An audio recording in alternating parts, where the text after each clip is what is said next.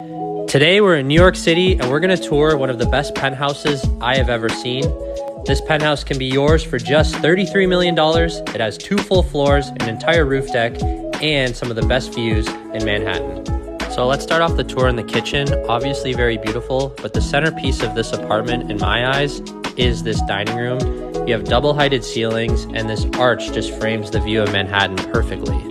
Moving along to the other living spaces of the penthouse, notice the floor-to-ceiling glass everywhere, just maximizing that natural light and those views. And this terrace is oversized.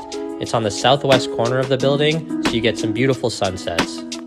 Now we're in the master suite, which is on the 2nd level of the penthouse. And I love how you're getting that upper half of the arch, framing all of your windows, adding a level of tranquility and privacy. Now we're heading into the bathroom, and this bathroom is straight out of Arc Digest. You have the large soaking tub, stand-up shower, dual vanity.